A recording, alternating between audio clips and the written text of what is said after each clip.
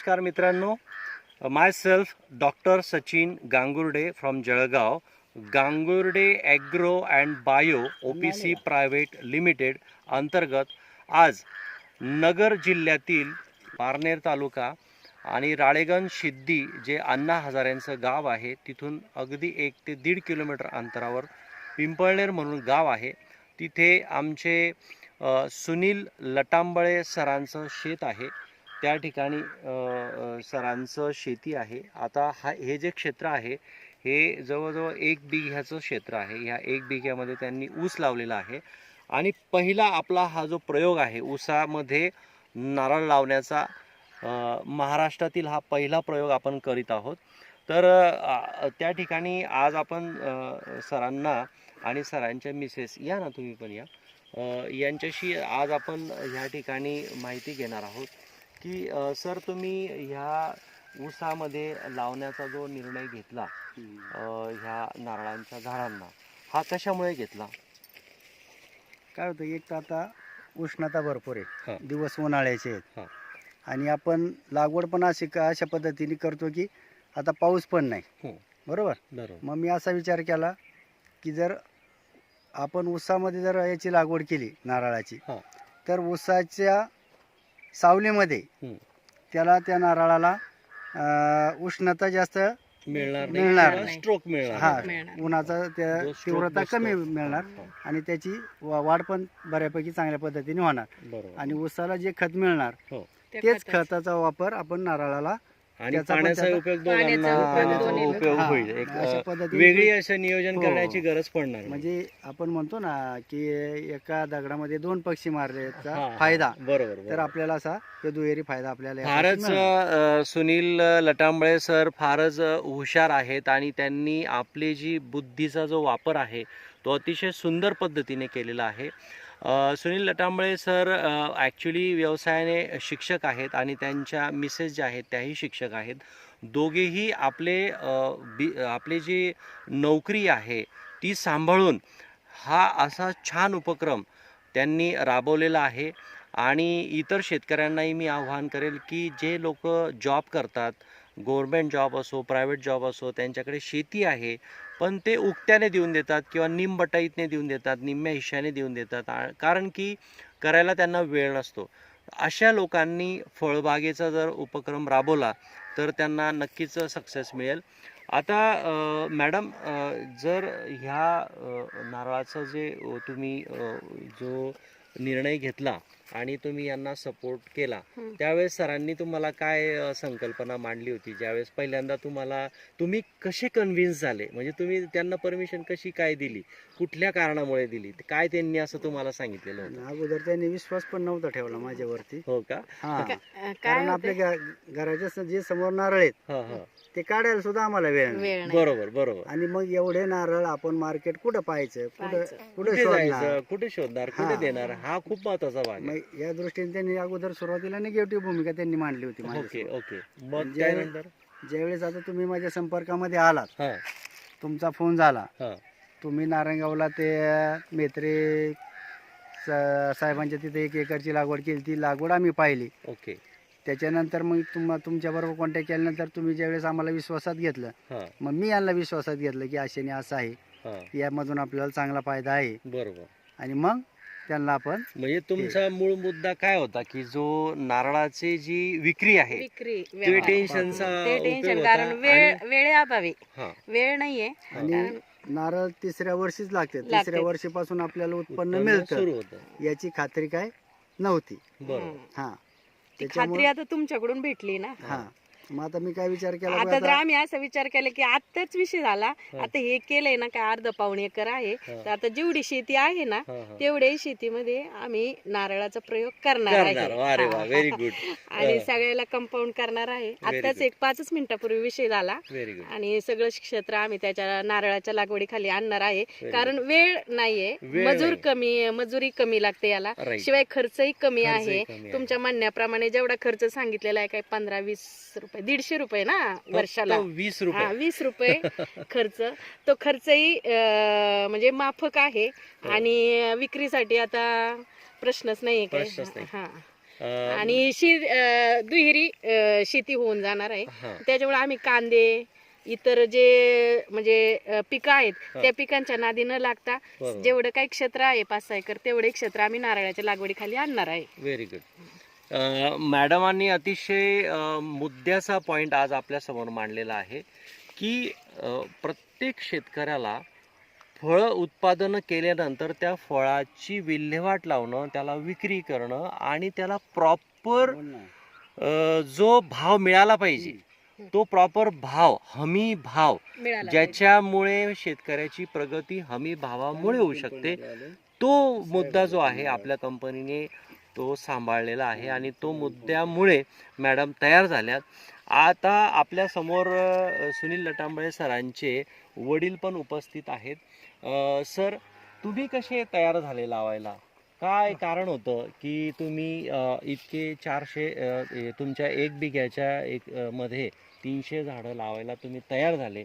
असा कोणता मुद्दा होता की ज्याच्यामुळे तुम्ही तयार झालं, तुमचं मन तयार झालं? मी सांगतो की बाकीच्या पिकामध्ये हा. आम्हाला एवढं काय म्हणजे उत्पन्न भेटत नव्हतं बर. आणि आम्हाला थोडी साहेबांनी ग्वाही दिली हा. की बुवा याच्यात तुमचा फायदा आहे, हो. म्हणून मग आम्ही डोक्यात आणून हम्म. याची नारळाची लागवड केली. Very good. हो. तुमच्या दारात आपण एक झाड बघितलं होतं जे हो. तुम्ही मला दाखवलं होतं मागच्या वेळेस. हो. तर ते येलो डॉर्फ आहे, ते येलो रंगाचे त्याला फळं लागतात हो. नारळाची. हो.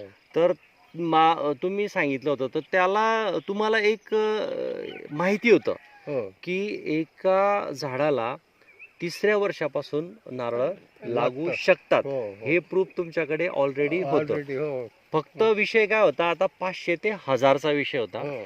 तोही आपण सॉल्व्ह केला. आणि हो. दुसरा म्हणजे की त्याची विक्रीचं टेन्शन जे आहे हो. ते कमी ते झालं. कमी झालं. हो. कंपनी मित्रांनो तुमच्या शेतामध्ये येऊन जेव्हा जेव्हा महिन्याभरात किंवा 1.5 महिन्यामध्ये जेव्हा जेव्हा फळं कंप्लीट होतील, म्हणजे विक्रीस परिपूर्ण झालेली जी शहाळं आहेत ते कंपनी स्वतः आपल्या खर्चाने तोडून देणार आहे आणि तोडलेली शहाळं गाडीमध्ये लोड करून देणार आहे. लोड केलेली गाडी ट्रान्सपोर्टेशन करून स्वतःच्या खर्चाने कंपनी घेऊन जाणार आहे. म्हणून मित्रांनो, ही शेती ही शेती करण्यासाठी लटांबळे हा परिवार जो आहे तयार झालेला आहे. अजून एक मुद्दा आहे सर. हा, सांगा ना. ही माहिती जर तुमच्यामुळे भेटलीच, पण याच्यामध्ये माझ्या मुलीचा जास्त इन्व्हॉल्व सहभाग येते. आहे, हा, बरोबर. तिच्यामुळे आम्ही तयार झालो. कारण आताच्या मला एकच सांगायचंय हा. की तिचं आता BSc ऍग्री MSc ऍग्री होऊन ती PhD झालेली आहे, PhD म्हणजे झाली. डॉक्टरेट पदवी तिला आहे. आहे, right. पण तिने जॉब न करण्याचा निर्णय घेतलेला आहे आणि ती शेतीच्या याच्यामध्ये स्वतःचा बिझनेस ती करणार आहे. अरे आणि वा. ती चालू पण आहे तिची प्रोसेस. अरे आणि वा. तिने जास्त जवळजवळ 80% ह्याच्यामध्ये तिने आम्हाला उतरवलेलं आहे, म्हणजे नारळाच्या शेतीसाठी. आजोबांना जास्त कन्व्हिन्स support. केलं तिने आणि आजोबांनी पण तिला जास्त सपोर्ट केला आमच्या एकमेकांच्या इथे. सगळ्या विचारांनी ते सगळं झालेलं आहे. हो, सगळ्यांची. एकंदरीत हा परिवार एक हायली एज्युकेटेड आहे, सुज्ञ आहे आणि समजदार आहे, कॅल्क्युलेटेड आहे, त्यांना भविष्य कळतं. म्हणून हा जो शेती व्यवसाय जो आहे हा साधारण विचार किंवा विदाऊट कॅल्क्युलेशन करणाऱ्यांचा नाही. ज्यांना शिवाजी महाराजांसारखं दूरदृष्टी प्राप्त असेल किंवा त्यांना भविष्य कळत असेल त्या लोकांचाच हा खरा बिझनेस आहे.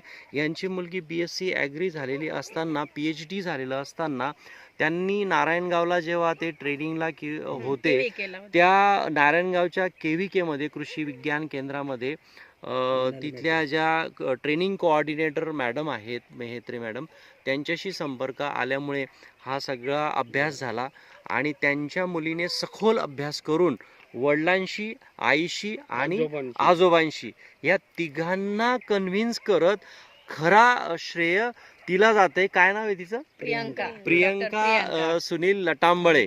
हा खरा श्रेय ह्या बागेला उभारण्यासाठी तिला 100% जात आहे मित्रांनो. आणि मला आमचं ध्येय असं आहे की जे युवा पिढी आहे, ज्यांचं शेतकी झालेलं आहे, ग्रॅज्युएट आहे, इंजिनिअरिंगला आहेत, अशी बरेचसे विद्यार्थी जे 1-1, 1.5 लाख रुपये महिन्याला पगार घेत आहेत, ते सुद्धा मुलं त्यांच्या शेतीकडे वळत आहे, कारण की त्यांना कॅल्क्युलेशन यायला लागलेलं आहे आणि शेतीमध्ये लाखो आणि करोडो रुपये एखाद्या मॅन्युफॅक्चरिंगपेक्षाही जास्त उत्पन्न काढता येऊ शकतं, याचा अभ्यास आणि याची खात्री त्यांनी केलेली असल्या कारणाने मुलं इकडे वळत आहे, याचा आम्हाला खूप खूप आनंद आहे. आणि अशा युवा पिढीला मी पुन्हा आवाहन करेल की त्यांनी अशा पद्धतीचे प्रयोग करावे. तुम्हाला आम्ही दाखवत आहोत की हळूहळू ही जी नारळाची शेती जी आहे कशा प्रकारे आपण केलेली आहे. इकडनं ह्या ऊसाच्या याच्यामध्ये तुम्हाला आम्ही दाखवत चालत आहोत. बघा, ही बुटकी व्हरायटी मित्रांनो, याचं एज आता जवळजवळ 6 ते 8 महिन्याचं आहे आणि आत्ताच 8 दिवस झालेली आहे त्याची लागवड करून. आणि ही जी लागवड आहे ही ऊसामध्ये आहे. तुम्ही बघत आहात हे ऊस लावलेलं आहे. या ऊसामध्ये ही जी झाडं आहेत ही तुम्हाला आम्ही दाखवत आहोत. ह्या ऊसामध्ये ही आपल्या महाराष्ट्रातली आपल्या गांगुर्डे ॲग्रो कंपनीच्या अंतर्गत पहिली आपण लागवड केलेली आहे. बऱ्याच जणांना असं वाटतं मी ऊसामध्ये किंवा केळीमध्ये कसं काय लावणार, तर ह्या ठिकाणी 300 झाडांची 1 बिघ्यामध्ये बाग लावलेली आहे, ही आपण बघत आहात. आणि सर्वत्र आपण नजर जर मारली तर ह्या ठिकाणी संपूर्ण ह्या 30 गुंठ्यामध्ये म्हणजे 1 बिघ्यामध्ये 300 झाडांचं हे लागवड केलेली आहे. सगळ्यांना धन्यवाद आणि लटांबळे सरांनाही धन्यवाद. त्यांनी अनेक शिक्षकांना सुद्धा प्रेरित केलेलं आहे. अनेक लोकांचे फोन्स मला त्यांच्यामुळे येत आहेत. अनेक जणांना लागवडीचा उत्साह येत आहे. आताच त्यांचे एक भाऊ आहेत, त्यांनी सांगितलं की आम्हालाही लावायचं आहे. यांना बघून अनेक लोक नगर जिल्ह्यामध्ये नक्कीच ह्या नारळाची शेतीचा जो प्रयोग आहे हा सर्वत्र होणार आहे आणि कुठल्याही प्रकारचं आंतरपीक या नारळाच्या शेतीमध्ये आपण वर्षानुवर्ष घेऊ शकतात. नमस्कार मित्रांनो, स्क्रीनवर जो नंबर आहे त्याच्यावर तुम्ही कॉन्टॅक्ट करू शकतात आणि लागवडीसाठी बुकिंगसाठी कॉल करू शकतात. नमस्कार.